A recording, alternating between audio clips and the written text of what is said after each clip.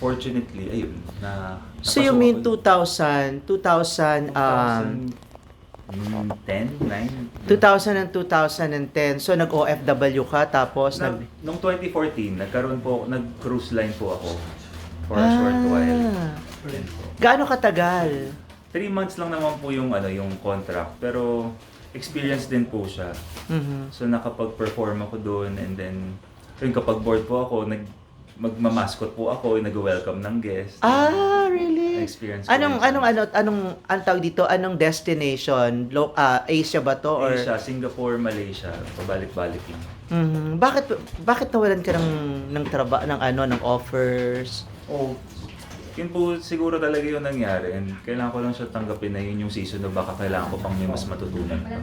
Pero dati kasi alam ko natatandaan ko na isa ka doon sa mga talagang may potential at tumalagwa ng todo yung karera.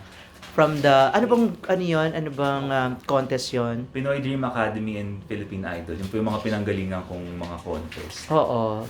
Well, hanggang ngayon naman naniniwala ako. Tsaka I think mas masigurado na ako sa gusto kong gawin ngayon. And hindi na ako masyadong apektado siguro sa pagko-compare ng sarili ko sa ibang mga artists. Mismanaged ba ito? Hindi naman. Mahirap din sabihin eh. So parang ayoko na lang magsalita about it. Ayaw na magsalita. Nung time na sino ba yung mga ka-contemporary mo?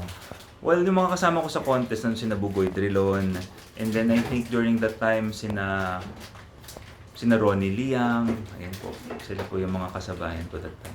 Hanggang ngayon nandoon pa rin sila. Yes, and si Bugoy din nakakasama ko, very supportive din siya sa akin, nandun siya sa single launch ko.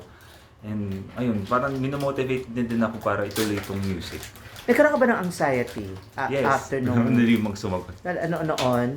Oo, ang dami kong mga frustrations, anxiety, self-doubt. Hindi po ako mahilig mag-blame sa, kunyari, sa management. Mas mahilig akong ano bang maling ginawa ko, ganyan. So, I believe I was hard on myself, and kinailangan mo lang talaga siyang i-conquer para hindi ka masyadong maging depressed, maging down. Pero there were people na rin naman in my life na tumulong din sa akin para maging okay. So gaano katagal kang nawala sa limelight? Sa limelight, I would say since 2009 or 2010, siguro that was a good 16 years. 16 years? Oo.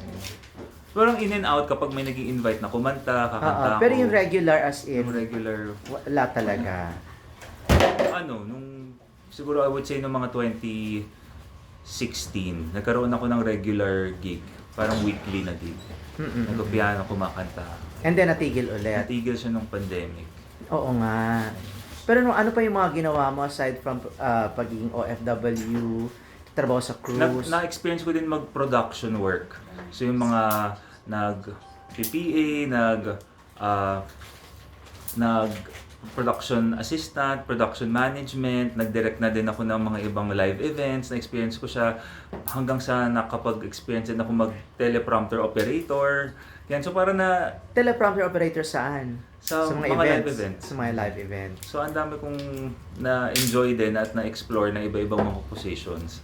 So, doon ko na-appreciate at mas parang may kailangan gumawa ng ganitong position. So, may respeto ako sa lahat ng mga. Alam ko na you compose, di ba? You play Yes, I play the piano. the piano. So, ngayon, kailan ka nag-decide na bumalik ulit? Na may tawag sa akin bumalik last year.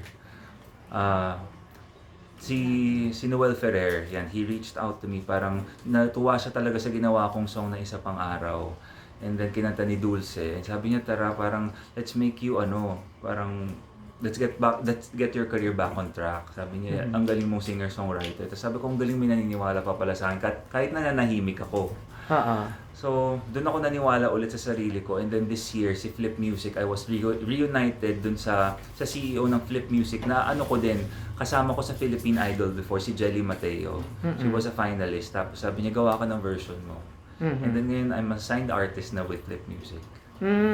So, ano yung pinopromote mo kayong... Yung Isa Pang Araw po, yun yung pinopromote ko, yung version ko na po, songwriter's version. Ano yung pinaka-chorus medyo memorable or medyo meron recall? Can you, Well, yung chorus niya talaga, especially yung part na kulang ang panahon, di sapat ang meron tayo ngayon. Pwede bang humiling isa pang araw? Ayun. So, ano ka na ngayon? Kumusta naman ang flow ng career mo now that you're back? I'm enjoying tong pagpo-promote ng kanta. Familiar siya pero foreign din kasi iba na yung yung spectrum ngayon kung saan nagpo-promote. So, yan, na-enjoy ko siya. Feeling ko parang bata ulit ako. Parang nagsisimula ka ulit. Yes. Mm-mm. O kumusta naman ang communication nyo nila Bugoy, nila, sino pa ba yung nina Ronnie Liang? Sina Bugoy, si Boy regularly naman kami nakikita, parang halos every month.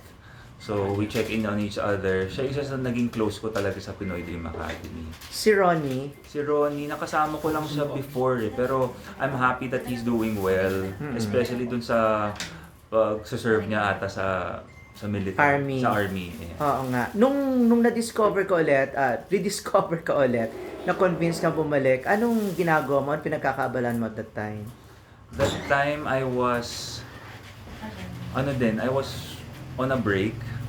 Natao naman. Nasakto din na parang pumasok din yung opportunity na to. Okay, thank you.